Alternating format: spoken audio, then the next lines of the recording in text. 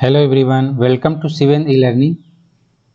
जीव विज्ञान के 800 एमसीक्यू का ये पार्ट फर्स्ट है, जिसमें 100 क्वेश्चन कराए जाएंगे और इस तरह से जीव विज्ञान के 8 पार्ट आएंगे।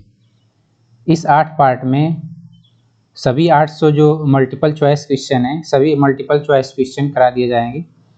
तो पहला पार्ट है, इस पार्ट में 100 क्वेश्चन होंगे जो वेरी वेरी इंपॉर्टेंट है। तो आइए शुरू करते हैं।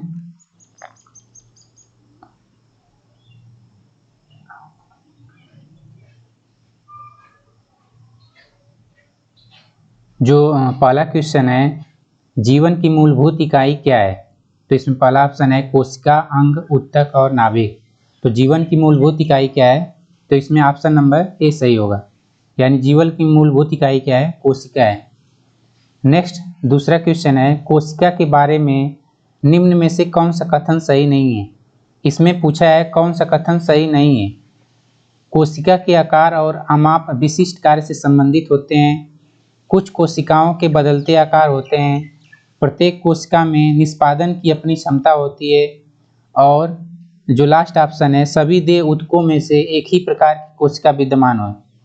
तो इन तीनों सभी जो चारों ऑप्शन है, इस चारों ऑप्शन में कौन सा कथन सही नहीं है ये ढूंढना है। तो इसमें जो ऊपर का तीनों कथन है, पहला कोशिका के आकार और अमाप विशिष्ट कार्य से संबंधित होते हैं, ये सही ऑप्शन है। और दूसरा ऑप्शन है कुछ कोशिकाओं के बदलते आकार होते हैं, जो कुछ कोशिकाएं होती है उनका आकार बदलता है, ये भी ऑप्शन सही है। और प्रत्येक कोशिका में निष्पादन की अपनी क्षमता होती है, तो प्रत्येक कोशिका में अपनी निष्पादन की क्षमता होती है, ऑप्शन सही है। तो इसमें जो चौथा ऑप्शन है इसका करेक्ट आंसर होगा, यानी कोशिका के बारे में ये कथन सही नहीं है।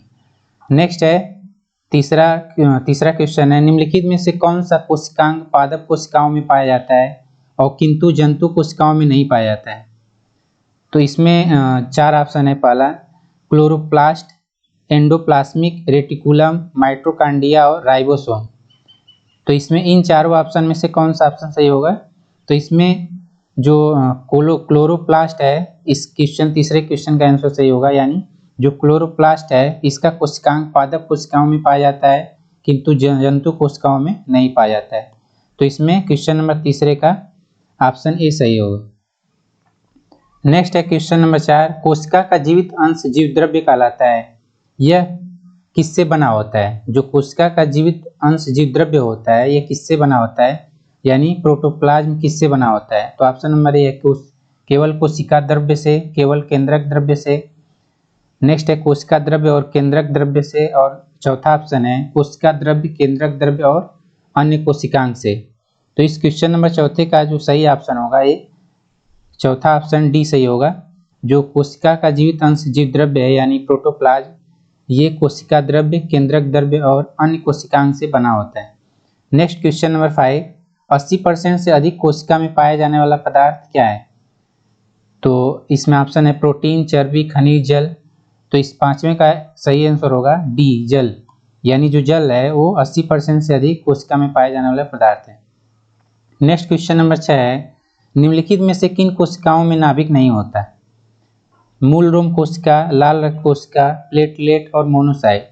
तो इसका छठवें का सही आंसर है लाल रक्त कोशिका, यानी जो आरबीसी होती है उस कोशिका में नाभिक नहीं होता है। नेक्स्ट क्वेश्चन है, निम्न में से कौन सी कोशिकाओं के आत्मघाती बैग कहे जाते हैं? यानी इसमें से किसको कोशिकाओं का आत्मघाती बैग कहा जाता है? जिसे लाइसोसोम, राइबोसोम, डिक्टोसोम और फैंगोसोम। तो क्वेश्चन नंबर 7वें का सही ऑप्शन है ए, यानी लाइसोसोम। लाइसोसोम को कोशिकाओं का आत्मघाती बैग कहा जाता है। नेक्स्ट क्वेश्चन है, निम्नलिखित कोशिका अंगकों में कौन सा एक अर्धपारगम्य है? कोशिका झिल्ली, प्लाज्मा झिल्ली, कोशिका भित्ति और केंद्र। तो क्वेश्चन नंबर 8वें का सही ऑप्शन है कोशिका झिल्ली, यानी जो कोशिका झिल्ली होती है इस कोशिका अंगकों में एक पारगम्य है। नेक्स्ट है, निम्नलिखित में से किसे कोशिका का पावर प्लांट भी कहा जाता है? गाल्जी काय, माइटोकॉन्ड्रिया, लाइबोसोम और लाइसोसोम। तो क्वेश्चन नंबर 9 का जो सही ऑप्शन है माइटोकॉन्ड्रिया। जो माइटोकॉन्ड्रिया है ये कोशिका का पावर प्लांट कहा जाता है। नेक्स्ट क्वेश्चन है, यह श्वसन श्रृंखला का उपयोग कर पादप कोशिकाओं में ऊर्जा का उत्पाद करता है। इस चारों ऑप्शन में से कौन सा है जो श्वसन श्रृंखला का उपयोग कर पादप कोशिकाओं में ऊर्जा का उत्पाद करता है? केंद्रक, माइटोकॉन्ड्रिया, राइबोसोम और हरित लवक। तो इसका सही आंसर होगा माइटोकॉन्ड्रिया। जो माइटोकॉन्ड्रिया है ये श्वसन श्रृंखला का उपयोग करके पादप कोशिकाओं में ऊर्जा का उत्पादन करता है। नेक्स्ट क्वेश्चन, मानव शरीर में मौजूद निम्नलिखित कोशिकाओं में से किसमें माइटोकॉन्ड्रिया नहीं पाया जाता है? आरबीसी, यकृत कोशिका, मांसपेशी कोशिका, श्वेत रक्त कोशिका। तो इसमें से कौन सा ऑप्शन सही होगा? तो इसमें क्वेश्चन नंबर 11 में का जो सही ऑप्शन है आरबीसी। जो आरबीसी है इसमें माइटोकॉन्ड्रिया नहीं पाई जाती। नेक्स्ट क्वेश्चन है, निम्नलिखित में से कोशिका का नियंत्रक केंद्र कौन है? तो इसका ऑप्शन है केंद्रक, प्लाज्मा, लाइसोसोम और क्रोमोसोम। तो क्वेश्चन नंबर 12 का सही ऑप्शन है केंद्रक, यानी जो केंद्रक होता है इसे कोशिका का नियंत्रण केंद्र कहा जाता है। नेक्स्ट क्वेश्चन है, निम्नलिखित की कोशिका का सुस्तम जीवित कोशिका है, यानी ये जो चारों ऑप्शन है इसमें से कोशिका की सबसे सुस्तम जीवित कोशिका कौन सी है? बैक्टीरिया, ब्रेड मोल्ड, माइकोप्लाज्मा या वायरस। तो 13वां का जो सही ऑप्शन होगा सी, यानी माइकोप्लाज्मा। जो माइकोप्लाज्मा है ये कोशिका की सबसे सुस्तम जीवित कोशिका है। नेक्स्ट क्वेश्चन है, डीएनए का संबंध जिस अतिमूल प्रोटीन से है उसे क्या कहते हैं? गैर एल्ब्यूमिन, हिस्टोन, गैर हिस्टोन और एल्ब्यूमिन। तो क्वेश्चन नंबर 14 का सही ऑप्शन है हिस्टोन। जो हिस्टोन है उसे डीएनए का संबंध अति एक मूल प्रोटीन से है, उसे हिस्टोन कहा जाता है। नेक्स्ट क्वेश्चन, जीव विज्ञान में डीएनए का पूर्ण रूप क्या है? तो डीएनए का फुल फॉर्म पूछा है, तो इसमें 15वें का सही ऑप्शन हो जाएगा डीऑक्सी राइबो न्यूक्लिक एसिड, यानी डीऑक्सी राइबो न्यूक्लिक एसिड जो डीएनए का फुल फॉर्म होगा। डीएनए की पॉलीन्यूक्लियोटाइड श्रृंखला में क्या समाविष्ट होता है? जो डीएनए है उसकी पॉलीन्यूक्लियोटाइड श्रृंखला में क्या क्या होता है? तो पहला ऑप्शन है एक नाइट्रोजनीकरण क्षारक, डीऑक्सी राइबो शर्करा और फास्फेट समूह, एक नाइट्रोजनी क्षारक, राइबोसोम शर्करा और फास्फेट समूह, डीऑक्सी राइबोसोम शर्करा, राइबो शर्करा और फास्फेट समूह, केवल एक नाइट्रोजनीकरण क्षारक और फास्फेट समूह। तो क्वेश्चन नंबर 16 का सही ऑप्शन है ए, यानी डीएनए एक पॉलीन्यूक्लियोटाइड श्रृंखला है, इसमें एक नाइट्रोजनी क्षारक, डीऑक्सी राइबो शर्करा और फास्फेट समूह पाया जाता है। नेक्स्ट क्वेश्चन नंबर 17, डीएनए के संबंध में निम्नलिखित में से कौन सा ऑप्शन सही है?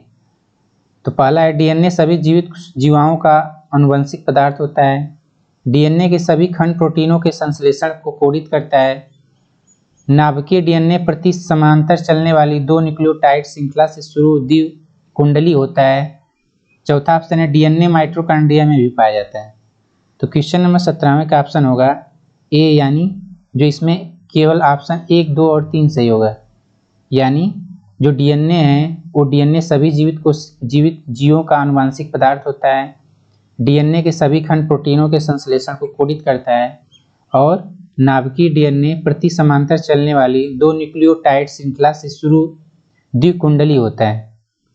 नेक्स्ट क्वेश्चन है, निम्नलिखित में से क्या डीएनए में मौजूद रहता है किंतु आरएनए में मौजूद नहीं रहता है? तो पहला ऑप्शन है थाइमिन, एडेनिन, ग्वानिन और साइटोसिन।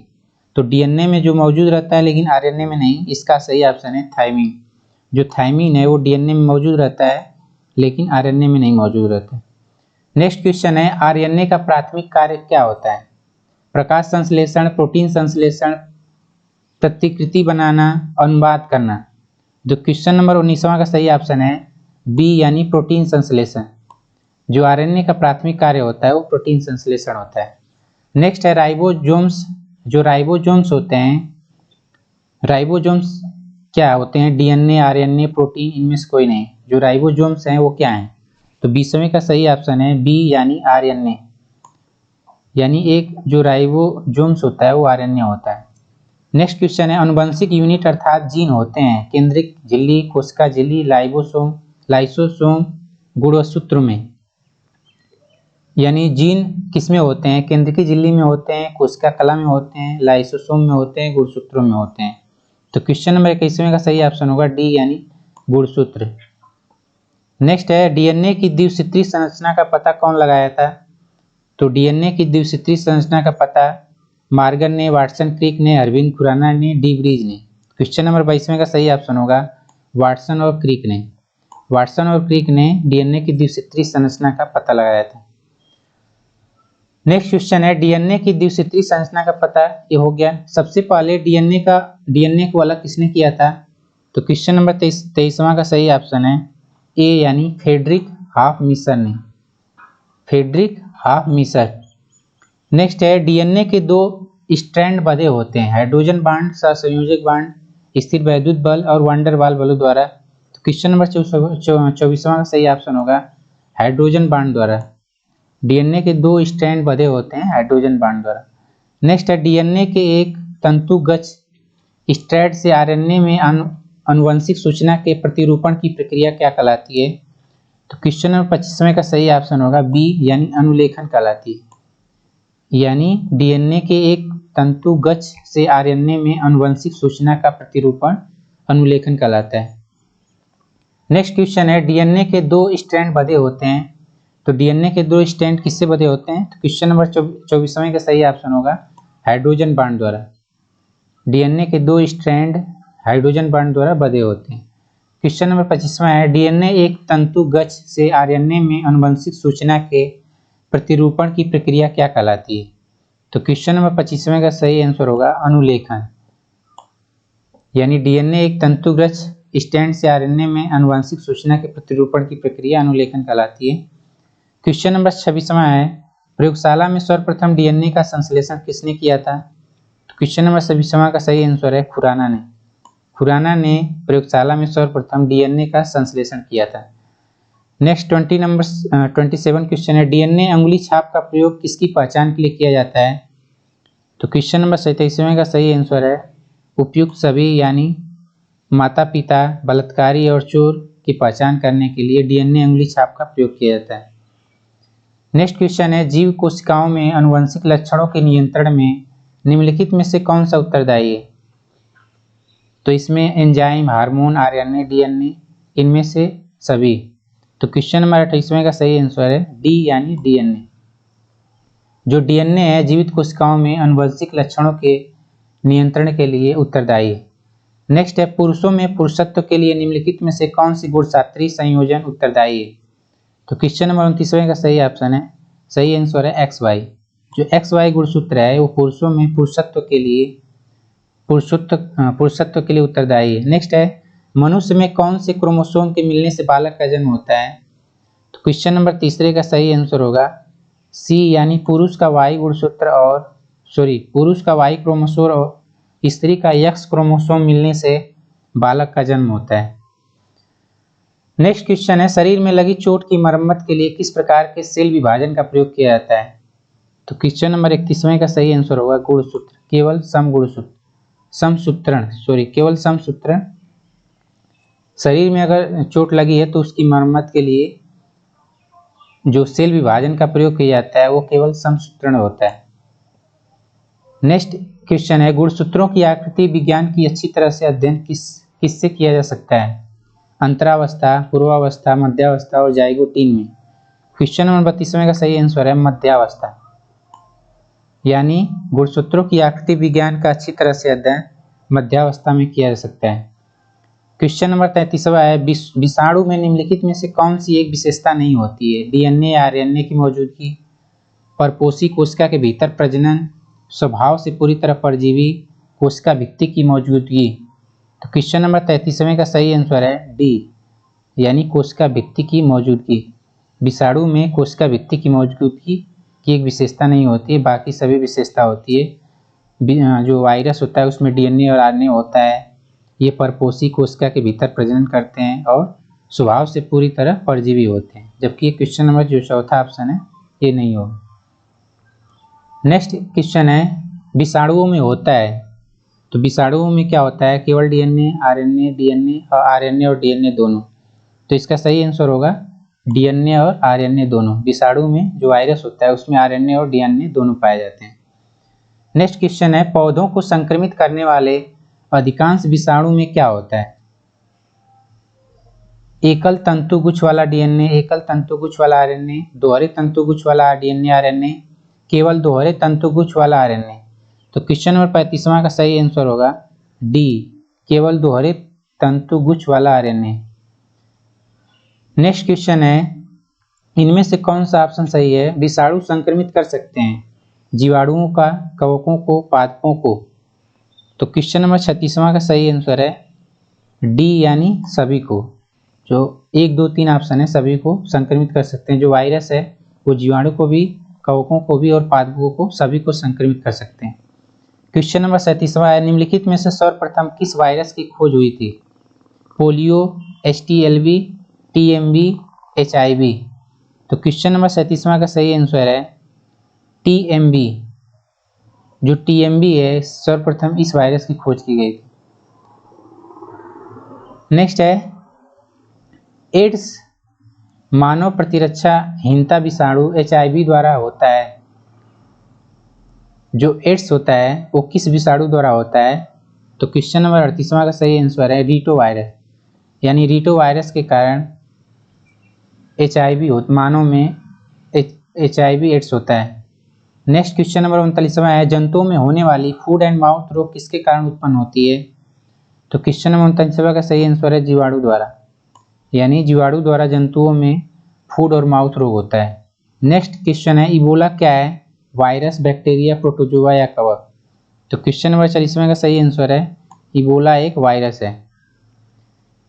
नेक्स्ट क्वेश्चन है, दूध से दही के रूप में जमने का कारण है? माइक्रोबैक्टीरिया, स्टेफाइलोकोकस, लैक्टोबैसिलस और ईस्ट। क्वेश्चन नंबर 41वां का सही आंसर है सी, यानी लैक्टोबैसिलस। निम्नलिखित में कौन सा नाइट्रोजन फिक्सिंग बैक्टीरिया है? तो क्वेश्चन नंबर 42वां का सही आंसर है बी, यानी राइजोबियम। जो राइजोबियम है नाइट्रोजन फिक्सिंग बैक्टीरिया है। नेक्स्ट है क्वेश्चन नंबर 43, सिम्बियोटिक कीटाणु जो कि वातावरणीय नाइट्रोजन के स्थिरीकरण के लिए उत्तरदायी हैं, ये किसमें पाया जाता है?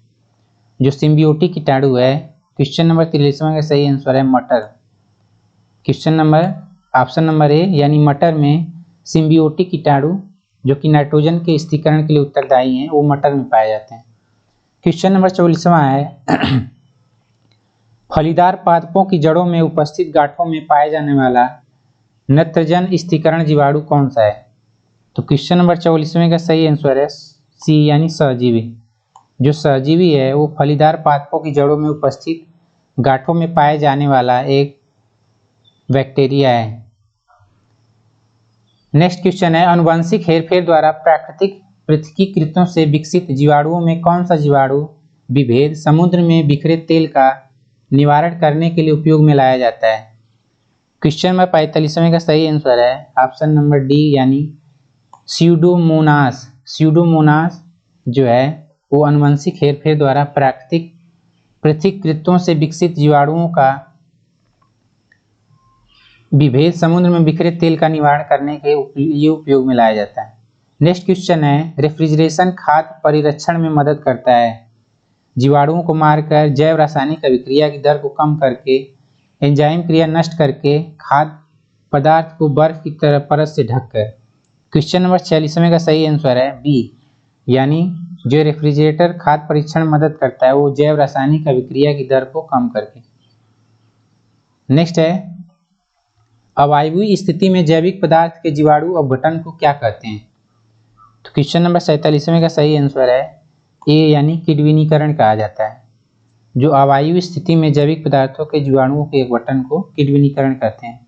नेक्स्ट है, जीवों के निम्नलिखित प्रकार में से छत्रक किससे संबंधक है? तो क्वेश्चन नंबर 48वें का सही आंसर है सी, यानी कवक। सामान्य खाद्य छत्रक यानी मशरूम क्या होते हैं?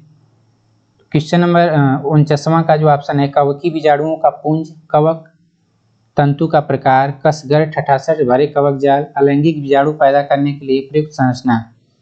तो ऑप्शन नंबर 49वां का ऑप्शन सी सही है, कसकर ठसाठस भरे कवक जाल होते हैं। जो मशरूम होता है वो कसकर ठसाठस भरे कवक जाल होते हैं। क्वेश्चन नंबर 50वां, इष्ट मिलाने पर गुथे हुए आटे के उठने का क्या कारण है? ताप में वृद्धि, द्रव के परिमाण में वृद्धि, इष्ट कोशिकाओं की संख्या में वृद्धि, कार्बन डाइऑक्साइड गैस का निर्मोचन। तो 50वें का सही आंसर है कार्बन डाइऑक्साइड गैस का निर्मोचन। इष्ट एक है, इष्ट क्या है? ब्रायोफाइटा, कवक, शैवाल और जीवाणु। तो आप एक क्वेश्चन नंबर 21वें का सही ऑप्शन है बी यानी कवक। जो इष्ट है एक कवक है। नेक्स्ट है इष्ट ब्रेड बनाने में इस्तेमाल किए जाने वाला खमीर क्या होता है? तो क्वेश्चन नंबर 52वां का आंसर है ए यानी किण्वन के लिए उत्प्रेरक के रूप में कार्य करता है। जो ब्रेड बनाने में इस्तेमाल किए जाने वाला खमीर है एक तरह का उत्प्रेरक है जो किण्वन के लिए प्रयोग किया जाता है। नेक्स्ट, निम्नलिखित में से किसे बडिंग के माध्यम से तैयार किया जाता है? प्लाज्मोडियम, अमीबा, ईस्ट और पैरामीशियम। तो क्वेश्चन नंबर 53वें का सही आंसर है सी यानी ईस्ट। जो ईस्ट है उसे बडिंग के माध्यम से तैयार किया जाता है। नेक्स्ट है पेनिसिलिन का आविष्कार किसने किया था? तो क्वेश्चन नंबर 94 का सही आंसर है अलेक्जेंडर फ्लेमिंग। नेक्स्ट है प्रतिजीवी पेनिसिलिन किससे प्राप्त होता है? कृत्रिम प्रोसेस, एक जीवाणु से, कवक से, विषाणु संक्रमित कोशिकाओं से। तो क्वेश्चन नंबर 55वां का सही आंसर है सी यानी कवक से। जो प्रतिजीवी पेनिसिलिन पाया जाता है वो कवक से पाया जाता है। नेक्स्ट है एफ्लाविस किससे बनता है? कवक, जीवाणु, शैवाल और विषाणु से। तो क्वेश्चन नंबर 56वां का सही आंसर है ए यानी कवक से। जो एफ्लाविस है वो कवक से बनता है। नेक्स्ट क्वेश्चन है खुजली का रोग इसके बीज का कारण निम्नलिखित में से कौन सा है? जीवाणु, कवक, सूक्ष्म कीट, प्रोटोजोआ। तो 57वां क्वेश्चन का सही आंसर है बी यानी कवक। जो खुजली का रोग स्केबिक होगा, स्केबीज होता है वो कवक से होता है। नेक्स्ट क्वेश्चन है लाइकेन जो कि एक नग्न चट्टान पर पारिस्थितिक अनुक्रम को प्रारंभ करने में सक्षम है, ये किस सजीवी साहचर्य है? तो क्वेश्चन नंबर 58वां का सही आंसर है बी यानी शैवाल और कवक। जो शैवाल और कवक है ये लाइकेन है जो एक नग्न चट्टान पर पारिस्थितिक अनुक्रम को प्रारंभ करने में सक्षम है। नेक्स्ट क्वेश्चन है चट्टानी स्तरों पर लाइकेन विकास को क्या कहा जाता है? कार्टिकोल्स, टेरिकोल्स, लिग्निकोल्स, सेक्सिकोल्स। तो 59 का सही आंसर होगा डी यानी सेक्सिकोल्स। चट्टानी स्तरों पर जो लाइकोन का विकास होता है उसे सेक्सिकोल्स कहा जाता है। नेक्स्ट है लिटमस अम्ल सार सूचक प्राप्त होता है। जो लिटमस अम्ल सार सूचक है वो किससे प्राप्त होता है? तो क्वेश्चन नंबर 60 का सही आंसर है बी यानी लाइकेन से प्राप्त होता है। निम्नलिखित में कौन सा विषाणु संकेतक पौधा है? तो क्वेश्चन नंबर 61वां का सही आंसर है सी यानी जो लाइकेन है वो विषाणु संकेतक पौधा है। आयोडीन किससे प्राप्त होती है?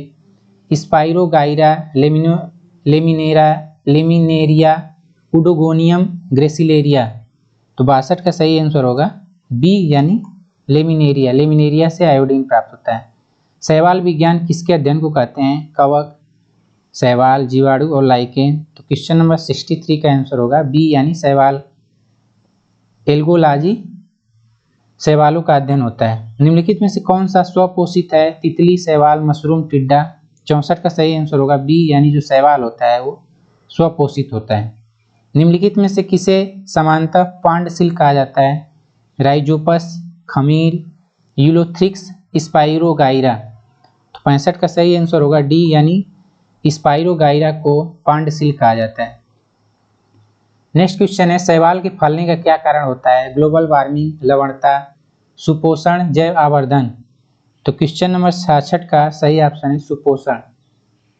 जो सुपोषण के कारण ही जो शैवाल होते हैं वो फल जाते हैं, फलने लगते हैं। निम्नलिखित में से किसमें प्रमुख चरण गेम्टोफाइट है? ब्रायोफाइटा, टेरिडोफाइटा, जिम्नोस्पर्म और एंजियोस्पर्म। तो क्वेश्चन नंबर 67 का सही आंसर है ए यानी ब्रायोफाइटा। ब्रायोफाइटा गेम्टोफाइट का प्रमुख चरण है। निम्नलिखित में से कौन सा एक कवक एवं उच्च पादप की जड़ों के बीच उपयोगी कार्यात्मक संबंधन को दर्शाता है? जैव उर्वरक, कोरिलाइड जड़, लाइकेन, माइकोराइजा। क्वेश्चन नंबर 68 का सही आंसर है डी यानी माइकोराइजा। नेक्स्ट है संसार में सबसे तेज बढ़ने वाला पौधा है। तो क्वेश्चन नंबर 29 का सही आंसर है बांस। जो बांस है संसार में सबसे तेज बढ़ने वाला पौधा है। निम्नलिखित में से किस फसल में एजोला और एनाबीना जैव उर्वरक का प्रयोग किया जाता है? तो क्वेश्चन नंबर 70 का सही आंसर है बी यानी चावल। जो चावल है इसमें एजोला और एनाबीना जैव उर्वरक का प्रयोग किया जाता है। नेक्स्ट है चिलगोजा निम्नलिखित में से किस एक प्रजाति के बीज से प्राप्त होता है? पाइन, पाम, साइकस और देवदार। तो जो 71वां का सही आंसर होगा वो पाइन। नेक्स्ट क्वेश्चन है सबसे लंबा जीवित वृक्ष है, तो 72वें का सही आंसर होगा बी यानी सिकोया। जो सिकोया है सबसे लंबा जीवित वृक्ष है। जली फर्न जिसे जैव उर्वरक के रूप में प्रयुक्त किया जाता है वो क्या है? साल्विनिया, एजोला, मार्सिलिया और टेरिडियम। तो 73 का सही आंसर है बी यानी एजोला।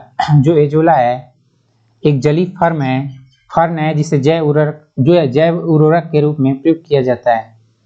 नेक्स्ट क्वेश्चन है निम्नलिखित में से कौन सी बात अनावृत बीजी के रूप में सच नहीं है? इसमें कौन सा ऑप्शन सही नहीं है? अनावृत बीजी के रूप में प्रमुख चरण सेप्रोफाइट्स होता है, संवहनी बंडल अनुपस्थित होता है, बीजाणु हेट्रोस्पोरस होते हैं, फूल अनुपस्थित होते हैं।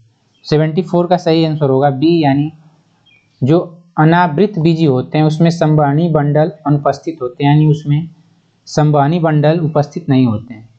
नेक्स्ट क्वेश्चन है सहचर कोशिकाएं निम्नलिखित में से किसमें होती हैं? ब्रायोफाइटा, टेरिडोफाइटा, एंजियोस्पर्म और जिम्नोस्पर्म। क्वेश्चन नंबर 75 का सही आंसर होगा सी यानी एंजियोस्पर्म। जो एंजियोस्पर्म है इसमें सहचर कोशिकाएं उपस्थित होती हैं। नेक्स्ट क्वेश्चन है दालें पादपों की किस कुल से प्राप्त होती हैं? लिलिएसी, साइकैडिएसी, लिग्यूमिनोसी और कवक। तो 76 का सही आंसर है सी यानी लेग्यूमिनोसी।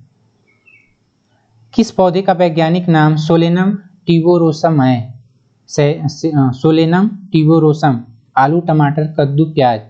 तो 77वां का सही आंसर है आलू। आलू का वैज्ञानिक नाम सोलेनम ट्यूबरोसम है। नेक्स्ट है मैंगीफेरा इंडिका किसका वैज्ञानिक नाम है? तो इसका सही आंसर होगा आम। डेलोनिक्स रजिया रफीन किसका वैज्ञानिक नाम है? तो इसका सही आंसर होगा गुलमोहर। गुलमोहर का वैज्ञानिक नाम डेलोनिक्स रजिया रफीन है। अजारिजा राचता इंडिका किसका वनस्पति वैज्ञानिक नाम है? गुलाब का पौधा, सेब का पेड़, नीम और आम। तो 80 का सही आंसर होगा सी यानी नीम। नीम का वैज्ञानिक नाम अजादिराचता इंडिका है। आर्टोकार्पस इंटीग्रा किसका वैज्ञानिक नाम है? अमरूद, अनानास, सिल्वर ओक, कटहल। तो इसका सही आंसर होगा डी यानी कटहल। कटहल का वैज्ञानिक नाम आर्टोकार्पस इंटीग्रा है। कुछ जड़ें जिन्हें कहा जाता है वे मूल के अलावा किसी अन्य अंग से उत्पन्न होती हैं। मुख्य जड़ें, आकस्मिक जड़ें, रिश्तेदार जड़ें, लट्ठा जड़ें। तो जो 82 का सही आंसर होगा बी यानी आकस्मिक जड़ें। जो आकस्मिक जड़ें होती हैं वो मूल के साथ साथ किसी अन्य अंग से भी उत्पन्न हो जाती हैं। जड़ आवरण किससे प्राप्त होता है? Dermatogen, कैलिप्टोजन, प्रोटोजन, histogen. तो 83 का सही आंसर होगा बी यानी कैलिप्टोजन। मूली किसका एक उदाहरण है? गट्टा, जड़, कंद और फल। तो 84 का सही आंसर होगा बी यानी जड़। जो मूली है वो जड़ का एक उदाहरण है। निम्नलिखित में से क्या तने का रूपांतरण नहीं है? प्याज का बल्ब, अरबी का घन कंद, शकरकंद का कंद, आलू का कंद। तो इसमें तने का रूपांतरण नहीं पूछा है, तो इसका सही आंसर हो जाएगा सी यानी शकरकंद का कंद। बाकी जो इसमें प्याज का बल्ब है तने का रूपांतरण है, अरबी का घनकंद ये तने का रूपांतरण है और आलू का कंद ये भी तने का रूपांतरण है। जबकि इसमें जो शकरकंद का कंद है वो तने का रूपांतरण नहीं है। आलू क्या है? जड़, डंठल, कली, फल। तो आलू क्या है? इसका सही आंसर होगा बी यानी डंठल। आलू एक तरह का डंठल है। निम्नलिखित में कौन सा रूपांतरित तना नहीं है? गाजर, शकरकंद, नारियल, आलू। तो इसका सही आंसर होगा आलू। आलू एक तने का रूपांतरण है। नेक्स्ट क्वेश्चन है खाना बनाने एवं स्वाद हेतु प्रयोग किए जाने वाला अदरक एक राइजोम है जो क्या है? भूमिगत तना, भूमिगत जड़, भूमि से ऊपर तना, भूमि के ऊपर की ओर जड़। तो इस क्वेश्चन का सही आंसर होगा ए यानी भूमिगत तना। यानी जो खाना बनाने और स्वाद हेतु प्रयोग किए जाने वाला अदरक है राइजोम जो कि एक भूमिगत तना है। नेक्स्ट क्वेश्चन है राइजोम का एक उदाहरण है गाजर, शकरकंद, लहसुन, अदरक। इसमें से चारों ऑप्शन में से कौन सा एक प्रकंद यानी राइजोम का एक उदाहरण है? तो इसका सही आंसर होगा डी यानी अदरक। जो हल्दी है वो पौधे के किस भाग से प्राप्त होती है? तो इसका सही आंसर होगा ए यानी तना से। हल्दी के किस भाग से हल्दी पाउडर प्राप्त किया जाता है? सुखाया हुआ प्रकंद, सुखाया हुआ मूल, सुखाया हुआ फल और बीज। तो इसका सही आंसर होगा ए यानी सुखाया हुआ प्रकंद। किस पादप में तना संचय और चिरकालिकता का कार्य करता है? तो इसका सही आंसर होगा डी यानी हल्दी। जो हल्दी है इसका प्रयोग तना संचयन तथा चिरकालिकता का कार्य करता है। काली मिर्च का पौधा क्या है? झाड़ी, छोटा वृक्ष, बेल और पेड़। तो इसका सही आंसर होगा बेल। जो काली मिर्च है वो बेल या लता है। नेक्स्ट है प्याज का खाने वाला भाग कौन सा है? मांसल, पर्ण, जड़, तना, पुष्प। तो इसका सही आंसर होगा मांसल पर्ण। प्याज का खाने वाला भाग मांसल पर्ण होता है। प्याज में खाद्य पदार्थ किस रूप में संचयित होता है? तो इसका सही आंसर होगा सेलुलोज। नेक्स्ट क्वेश्चन है पौधों की वह कौन सी विशेषता है जो एक द्विदलीय पौधों को एक दलीय पौधे से भेद करने में मदद करती है? परागण, वेनेशन, वर्नेशन, एस्टिवेशन। तो इसका सही आंसर होगा बी यानी वेनेशन। यानी वेनेशन एक विशेषता है जो एक द्विदलीय पौधों को एक दलीय पौधे में अंतर उत्पन्न करने में मदद करता है। नेक्स्ट क्वेश्चन है एक पत्ती है जहां पत्रकों की रचना केंद्रीय सिरा के आसपास होती है। तो इसका सही आंसर होगा ए यानी पिनेटली संयुक्त पत्ती एक पत्ती है जहां पत्रकों की रचना केंद्रीय सिरा के आसपास होती है। नेक्स्ट क्वेश्चन है एक अक्ष या तने पर पत्तियों की व्यवस्था को क्या कहा जाता है? तो इसका सही आंसर होगा फाइलोटैक्सी। एक अक्ष या तनों पर पत्तियों की व्यवस्था को फाइलोटैक्सी कहा जाता है। घटपर्णी के निम्नलिखित भागों में कौन सा एक घट में रूपांतरित होता है? स्तंभ, पत्ता, अनुपर्ण और पर्णवृंत। तो इसका सही आंसर होगा बी यानी पत्ता। नेक्स्ट है पादप ऊपर चढ़ते हैं प्रतान के द्वारा, शाखाओं के द्वारा, स्त्री केसर के द्वारा, जड़ों के द्वारा। तो इसका सही आंसर है प्रतान के द्वारा। तो ये पूरे 100 क्वेश्चन है। इसका पार्ट फर्स्ट है जो 800 क्वेश्चन की जीव विज्ञान क्वेश्चन के जो मल्टीपल चॉइस क्वेश्चन है उस 800 क्वेश्चन सीरीज का पार्ट फर्स्ट है। इसके बाद और सारे पार्ट सभी आएंगे। वीडियो को लास्ट तक देखें। अगर वीडियो अच्छा लगे तो इसको लाइक करें, चैनल को सब्सक्राइब करें और इस वीडियो को शेयर करें। Thank you.